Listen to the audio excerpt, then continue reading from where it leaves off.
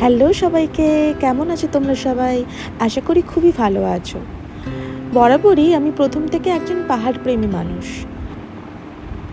আজকের এই ব্লগটা হবে পুরো জার্নির প্রথম দিনের অভিজ্ঞতা নিয়ে। আমি কোথায় যাচ্ছি, কিভাবে যাচ্ছি, কাদের সঙ্গে যাচ্ছি সেটা পুরোটা জানতে হলে শেষ পর্যন্ত দেখে নেবেন। আর পরের ব্লগে থাকবে পাহাড়ের স্পেশাল গল্প।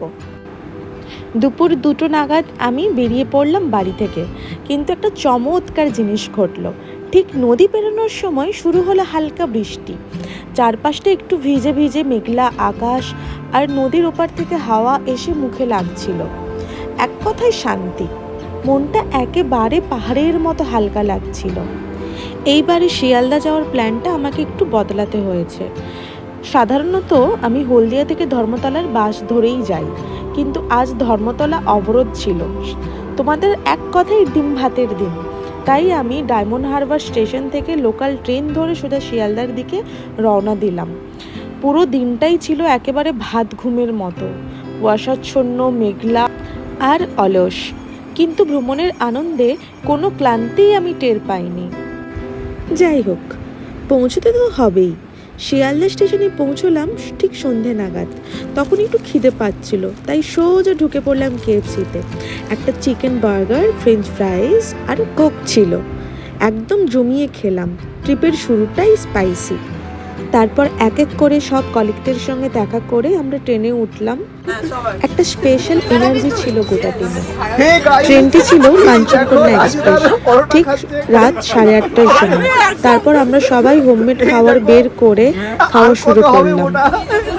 তোমরাই দেখো, সবাই আমরা খাওয়া দাওয়া করতে করতে কত মাস্তি করছিলাম। পেছন থেকে যে বকবক করছিল উনি হচ্ছে বাপি মজুমদার। এই দেখো রাই খাচ্ছে,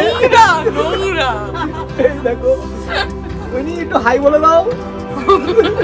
আরে খাবে পরে আগে বলো। ম্যাম আপনি কিছু বলুন, আপনার তো খাওয়া হয়ে গেছে। তুমি খাও, কথা হয়ে গেছে। সমু তো খেয়েই যাচ্ছে। কিছু আরে বলো কিছু। এরা আপনার কথা বলতে গেলে খাবার যদি শেষ হয়ে যায়। কেন হ্যাঁ সেজন্য তো বলছি।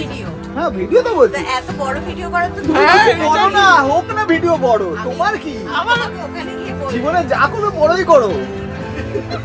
তোমার এজেন্ডা সবকিছু বড় হওয়া উচিত। বল আরে বলো না প্লিজ। আরে তুমি হরিণ গানা দেখছো।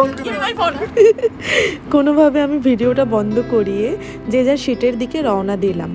না ঘুমানোর জন্য নয়, হালকা একটু ন্যাপ নেওয়ার জন্য।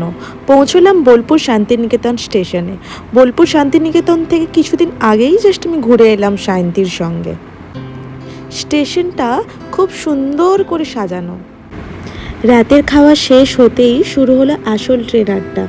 গল্প, গসিপ, হাসি আর একটু বিচিং। একটা লম্বা ট্রেন জার্নির পর আমরা পৌঁছে গেলাম শিলিগুড়ি সকাল 8টার দিকে। তখনও ঘুম ঠিক মতো যায়নি, কিন্তু চারপাশে পাহাড়ের গন্ধ যেন জাগিয়ে দিল আমাদের। এখান থেকেই আমাদের আসল দার্জিলিং যাত্রা শুরু হলো।